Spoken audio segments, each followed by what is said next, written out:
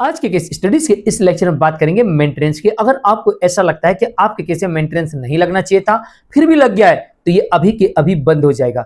अगर आपको ऐसा लगता है कि मेरे केस में मेंटेनेंस नहीं लगना चाहिए क्योंकि पीड़ित तो मैं हूं, तो फिर ऐसी स्थिति में आपके ऊपर मेंटेनेंस नहीं लगेगा। अगर लग चुका है तो ऐसे मेंटेनेंस को अभी के अभी आप बंद करवा सकते हैं। तीसरी कंडीशन इसमें यह है कि आपकी पत्नी अपनी अडल्ट्री छुपाती है, या फिर अपनी इनकम छुपाती है, या फिर आपके ऊपर जो अत्याचार किए उसको छुपाकर और आपको ही अपराधी बताकर, आपके ऊपर झूठे आरोप लगाकर आपसे मेंटेनेंस लेने का प्रयास कर रही है, या लेने के लिए वो धमका रही है कि हम आपके ऊपर केस करेंगे, आपसे मेंटेनेंस लेंगे, या फिर वो मेंटेनेंस ले रही है। तो ऐसी स्थिति में अब इस पत्नी को मेंटेनेंस नहीं मिलेगा। अगर लग गया है तो इसको बंद करवा देंगे, और साथ ही ऐसी पत्नी के ऊपर होगी कानूनी कार्रवाई, इसे जाना पड़ेगा जेल और इसके ऊपर लगेगा जुर्माना, और लेंगे हम इससे कॉम्पल्सेशन यानी कि हर जाना। तो चलिए आज के स्टडीज के इस लेक्चर में आज एक ऐसी ट्रिक बताने वाला हूं जिसकी वजह से आपको एक पैसा तो इस झूठे केस में नहीं देना पड़ेगा, बल्कि उल्टा आप पत्नी से कॉम्पल्सेशन भी ले पाएंगे और पत्नी को हवालात भी भिजवा पाएंगे। जय जिनेंद्र, मैं हूं केसीएन।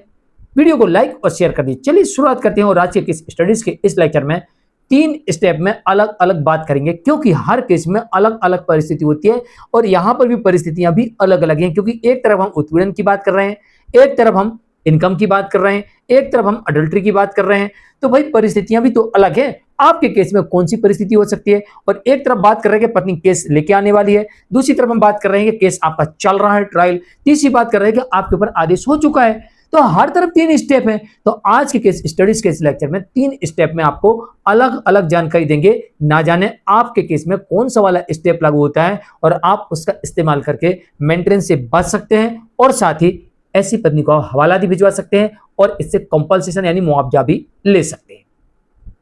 और इस तरह के जजमेंट्स पाने के लिए आप दिए गए नंबर पर हमें संपर्क कर सकते हैं। स्टेप नंबर 1, अगर आपको ऐसा लगता है कि आपकी पत्नी ने आपके ऊपर झूठे आरोप लगाए हैं, तो फिर आपको घबराने की आवश्यकता नहीं है। झूठे आरोप लगाने वाले केसेस में आपको बिल्कुल भी डरने की आवश्यकता नहीं। पहली बात तो ये केस मेंटेनेंस के लिए है, आपको सजा के लिए नहीं है।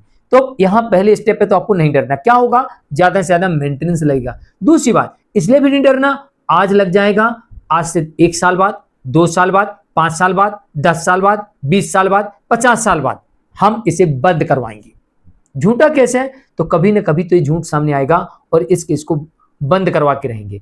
तो यहां पर आपको दूसरे स्टेप पे भी नहीं डरना कि अगर लग गया तो डरने की कोई बात नहीं। तो पहला स्टेप क्या था कि जेल जाने की डर नहीं है, क्योंकि इसमें जेल का कोई लफड़ा नहीं है, मेंटेनेंस के लिए केस है, बेल कराने का कोई लफड़ा नहीं है, तो कोई डरने की बात नहीं। दूसरी बात क्या है, लग गया तो लगने के बाद हम कभी भी, ये परमानेंट आदेश नहीं है, कभी भी हम इसे बंद करवा सकते हैं और हम कंपल्सेशन ही वसूल करेंगे और जेल भी भिजवाएंगे। जो झूठ बोल के लिया ना, तो ऐसे थोड़ी छोड़ देंगे, जेल भी भिजवाएंगे। तीसरी बात, अब आपको करना क्या है, इस केस को फटाफट डिसाइड करवाना है, यानी इतनी स्पीड से चलवाना है कि जितनी जोश में पत्नी कोर्ट में आई थी मेंटेनेंस लेने के लिए और उसने झूठ बोला था, झूठे सबूत रखे, झूठे तथ्य रखे, अपनी इनकम छुपाई, अडल्टी छुपाई, कुछ भी हो सकता, यानी कि इस केस में आपको लगता है झूठ है, तो आप वाइफ को फटाफट कटघरे में बुलाइए, यानी गवाही के लिए, और उससे गवाही करवाइए और गवाही में सॉलिड क्रॉस करिए। हो सकता है कि वो झूठ का उसे अंदाजा ही ना हो कि वो झूठ जो बोल रही है, अगर कल के दिन ये झूठ पकड़ा गया तो मुझे जेल जाना पड़े। भला ही आप अभी उसको झूठा साबित ना कर पाओ, लेकिन जो उसने कोर्ट में गवाही दी है फुल कॉन्फिडेंस के साथ, और कल के दिन आपके पास सबूत आ गया, तो आप मेंटेनेंस भी बंद कराएंगे और इनके विरुद्ध कार्रवाई भी करवाएंगे और इनको दंडित भी करवाएंगे और कंपनसेशन की डिमांड भी करेंगे। तो फटाफट ऐसे केस को डिसाइड करवाइए। कई बार क्या होता है कि फटाफट डिसाइड करवाने से जब वाइफ झूठे आरोप लगाती है तो सबूत नहीं दे पाती और वहीं पर फंस जाती है कि जो आरोप लगाए वो झूठे हैं। और अगर आपने ये साबित कर दिया कि पत्नी बिना किसी कारण के अलग रह रही है या हमने अपने पति धर्म का पालन किया है, तो फिर पत्नी को मेंटेनेंस नहीं लगता है और झूठा एफिडेविट देने पर आप 379 की कार्रवाई भी तत्काल कर सकते हैं। स्टेप नंबर 2, अपनी इनकम छुपाकर और आपसे मेंटेनेंस की डिमांड करी। कैसा? हम तो पढ़े लिखे नहीं, कम पढ़े लिखे हैं, हम नौकरी कर ही नहीं रहे, हमारे पास कोई आय का साधन नहीं है, हमारे परिवार वाले खिला रहे हैं, वरना अभी तो हमारी हालत क्या हो जाती, परिवार वालों की दया पर निर्भर है। अगर ऐसा बोलती है तो बस आप पीछे लग जाइए, कभी ना कभी आपको वाइफ की इनकम की जानकारी लग जाएगी। कैसे लगती है? नंबर 1, सोशल मीडिया के माध्यम से, नंबर 2, उसी के रिश्तेदारों के माध्यम से, नंबर 3, उसी के दोस्तों के माध्यम से। बस इन 3 तरीके से आप संपर्क करते रहिए, कहीं ना कहीं से आपको जानकारी मिल जाएगी। क्योंकि वो कहते ना, दोस्त ना रहा। एक केस में ऐसी हुआ कि दोस्त ने ही पत्नी की जो फ्रॉड किया था उसने वो सारा का सारा बता दिया। तो इनके दोस्तों के संपर्क में रहिए, इनके रिश्तेदारों के संपर्क में रहिए, और सोशल मीडिया के कई माध्यम है, उन माध्यम से आप वहां तक पहुंच सकते हैं। कई लोग पहुंचे हैं, आप भी पहुंच सकते हैं। और जब झूठा, और इस केस में उसने जो झूठा एफिडेविट दिया था कि मैं तो जॉब नहीं करती हूं, तो इसके आधार पर, झूठा एफिडेविट देने के आधार पर इनके विरुद्ध आप चाहे पुलिस स्टेशन जाइए एफआईआर करवाने के लिए, और चाहे आप जब इस मेंटेनेंस को बंद करवाने जाएंगे उसमें आप सीधे इनसे फिर से एफिडेविट मांगिए कि आप कब से जॉब नहीं कर रहे, दीजिए एफिडेविट, क्योंकि अब हमने सबूत लगा दिया। और 379 की आप कार्रवाई वहां पर कर सकते हैं। जो झूठ बोल के लिया है उसके लिए आप 379 की कार्रवाई स्टार्ट कर दीजिए कि आपने झूठा एफिडेविट दिया है। नंबर 3, अडल्ट्री छुपाकर। कई बार ऐसा होता है कि अडल्ट्री के सबूत जल्दी नहीं मिलते और क्रूरल्टी के सबूत भी जल्दी नहीं मिलते हैं, तो इंतजार करिए, आज नहीं तो कल अडल्ट्री के और क्रूरल्टी के सबूत मिल जाएंगे।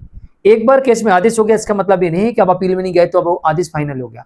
आप फिर से भत्ते में परिवर्तन से बोलते हैं, भत्ते अल्टरनेशन अलाउंस, यानी कि जो आदेश हुआ है उस आदेश में परिवर्तन, यानी कि आप कम करवाने के लिए जा सकते हैं, पत्नी बढ़ाने के लिए जा सकती है, आप पूरी तरीके से रद्द करवाने के लिए जा सकते हैं।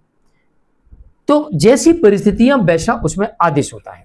तो आप परिस्थितियां कोर्ट को दिखाइए कि हुजूर मेरी पत्नी तो कमाती है, और पहले से कमाई का सबूत मत लगाइए, कोर्ट में जाइए कहिए हुजूर मेरी पत्नी कमाती है, फला फला जगह जॉब कर रही है, इतनी इतनी उसकी सैलरी है, ऐसा ऐसा सब लिख के दे दीजिए, और पत्नी आएगी नहीं हम नहीं कमाते, फिर से एफिडेविट देने दीजिए। तो पहले भी उसे एफिडेविट दिया, दूसरी बार एफिडेविट दिया, और दोनों में लिखा नहीं मैं नहीं कमाती, तो आपको यहाँ ऑप्शन मिल जाता है कि डायरेक्ट आप एफआईआर करवा दें, या फिर 379 सेपरेट धारा 215 और बीएनएस की तमाम धाराओं में ऐसी पत्नी के विरुद्ध केस फाइल करवा दें और सबूत लगा दें कि झूठ बोल रही है, और जिस केस में वो अडल्ट्री में थी या उसने आपके साथ किसी प्रकार का उत्पीड़न किया था या अपमान किया था, तो ऐसी स्थिति में आप अडल्ट्री का सबूत आपको मिल गया, या उसके उत्पीड़न का सबूत मिल गया, या उसके अपमान का सबूत मिल गया, और सबूत मिलते ही आप सीधे डिवोर्स लगाकर, और डिवोर्स के केस में 23A लगाकर केस लड़ने का खर्चा और साथ में कॉम्पनसेशन की डिमांड कर लें, और अगर पत्नी कमाती है आप बेरोजगार हैं तो 24 लगाकर मेंटेनेंस की डिमांड भी कर लें। तो एक तरफ आप कॉम्पनसेशन मांग रहे हैं, दूसरी तरफ झूठा एफिडेविट दिया उसे जेल भिजवा रहे हैं, और तीसरी तरफ इनकम साबित होगी या अडल्ट्री साबित होगी या क्रूरल्टी साबित हो गई, तो इस या बिना किसी कारण की पत्नी अलग रह रही, ये साबित हो गया, तो फिर आपको वहां मेंटेनेंस देना पड़ेगा, वो भी बंद हो जाएगा। तो कुछ इस, अगर इस तरीके से आप अपने केस में कोई ट्रिक अपनाते हैं, यानी कि ये नियम है, आप ये ट्रिक कहें वो ठीक है जनरल भाषा में, लेकिन एक कानूनी नियम है, अगर एक कानूनी नियम को आप लेके चलते हैं और सावधानी पूर्वक अपने केस में आप पक्ष रखते हैं और सबूतों को एकत्र करते हैं और सही वक्त पर सही कार्रवाई, सही एक्शन लेते हैं, तो उम्मीद है कि आपको झूठे केस में एक पैसा नहीं देना पड़ेगा। मैं सिर्फ झूठे केस की बात कर रहा हूं, ये ध्यान रखिएगा। झूठा केस वही माना जाता है आप जो आरोप लगा रहे हैं उसे आपको सबूतों के साथ कोर्ट में साबित करना होता है, खासतौर से पति को। तो आज के लिए इतना ही। मैं मुकेश जैन, वीडियो को लाइक शेयर कर दीजिए। नमस्कार। हाँ, और जानकारी कैसी लगी कमेंट में जरूर लिखिए, और मैंने आपको 3 स्टेप बताए, तो आपके केस में कौन सा स्टेप था और आप क्या करने वाले हो और क्या सबूत है, ये भी जरूर लिखिएगा, या लाइव में जुड़कर हमसे सवाल करिएगा। नमस्कार।